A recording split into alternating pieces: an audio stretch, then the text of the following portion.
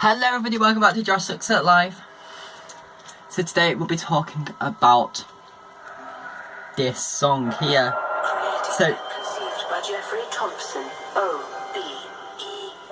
So this ride we'll be talking about is a really sick one. It is so fun. It stands at 230 feet above the ground and it is the big one.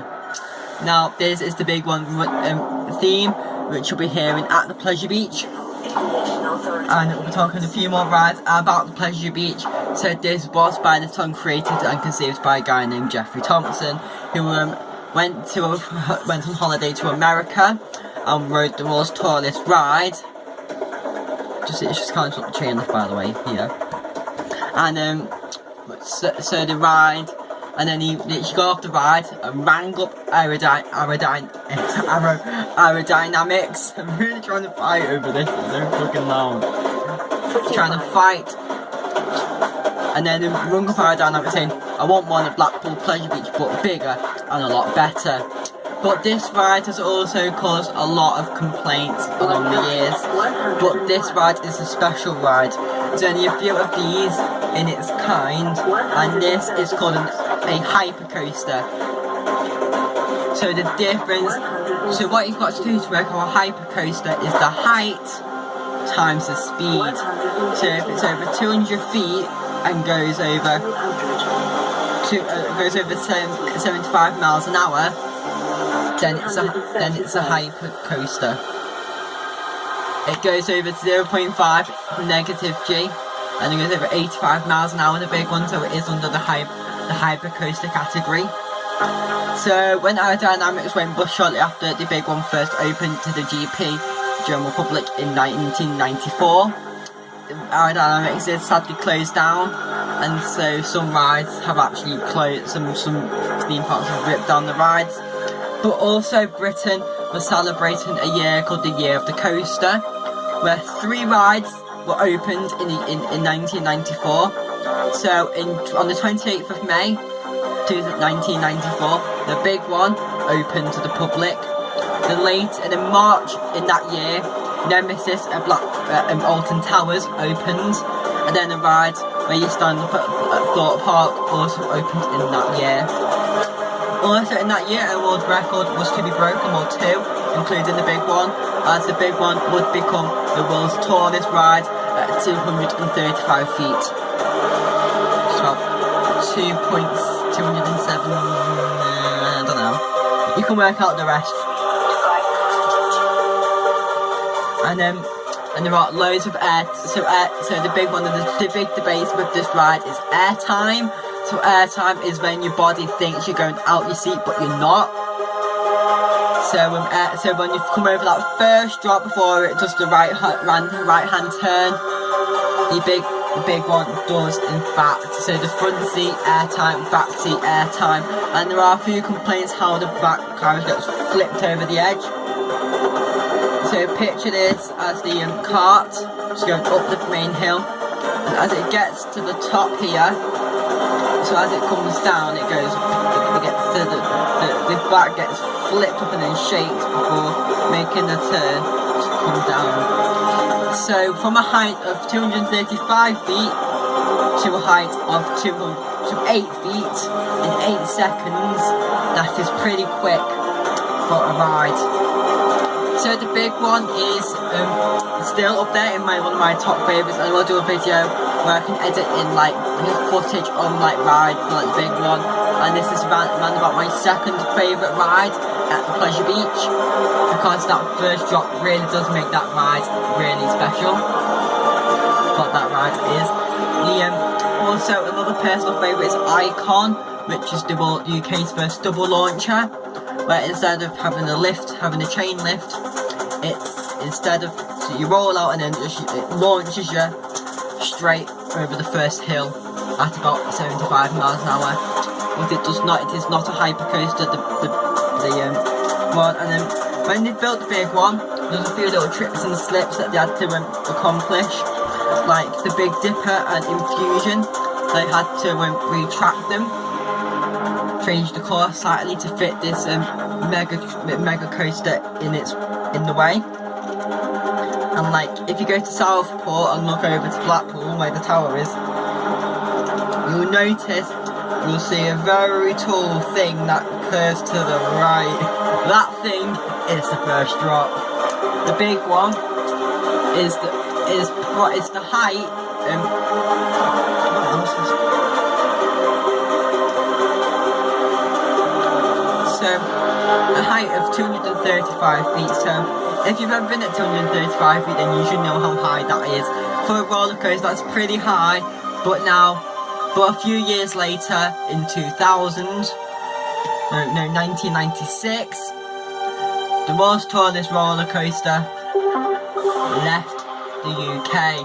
When it back open, like loads of people from like Scotland, Wales, and down south, everywhere went to Blackpool to experience what the world's tallest ride would look like. I reckon I could do a channel out of this. Just some theme parks. Yeah, you know what? Yeah, I might. And see, this was right in my face. So annoying. And so the big one is really special, and you can really get that vertical part of it. And the fact is, so when you come down the first hill, you're immediately down and up onto up over a star hill before coming down into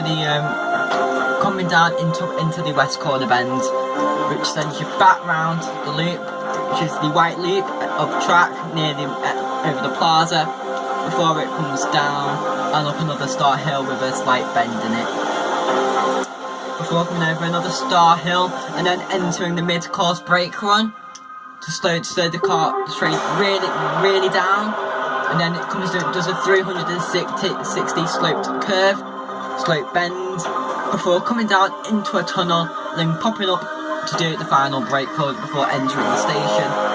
The station itself is very special,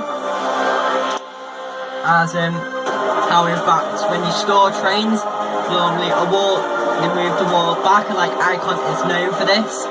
Like Icon, the wall where you get off, it moves back, and then the train moves with it before going into the repair yard. But the big one, there are 3 different levels. So your top level is storage, mid level is platform or boarding, and then bottom level is repair. So the entire station, not the entire station, but the entire platform, as you get off the ride, as you exit to your right, get on your left.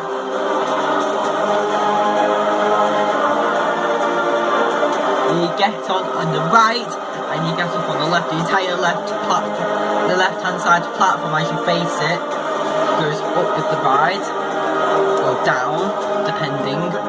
And like the big one, that will not move. So the train has to be exact straight. Otherwise, those hydraulics that make that ride move up and down will not move. And like the big one is a really big ride in a confined space, so when they did build the big one, they needed to buy neighbouring lands to build the big one in its position. And the big one also curves and navigates round 5 rides, so it navigates over Icon itself. It goes through itself under the main lift hill. So it goes under Icon, Big One, Steeplechase, Big Dipper,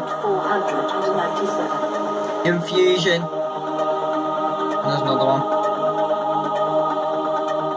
When it goes to Icon, it's the big one, Infusion, Nickelodeon Streak, Steeplechase, and the Big Dipper. So they're the 6 rides it goes to, so it does go under itself. It does that 2 points. The spiral circuit goes up, so you come off and then goes around and then comes under itself before turning in to do the final. It goes through this photograph tunnel before coming up to do the final brake run. So the big one has over 40 miles of steel, as they said, and it's overall amazing, and airtime is a really big debate. And another debate is bumpiness. It's very bumpy, and people said after the first drop it's quite monorail-y, in the fact that it's quite like monorail-y after the first drop. It's not like hilly enough, but in my opinion it is not a monorail. You still if you had a monorail going at 85 miles an hour, I don't think you'll be safe on that. And like there used to be a monorail at the Pleasure Beach before it closed for the big one. Also guys, thanks ever so much for watching this. I will see you very soon for more roller coaster talk. And guys, if you want to channel out this, let me know. Guys, stuff's in the description. Stuff to all my other channels, there's loads of them. They are on featured channels because I can't be bothered putting them all in the description of every single video. Guys, so if you want to subscribe, thank you ever so much for watching this. Don't forget to like, comment and sub, and I'll see you later. Bye.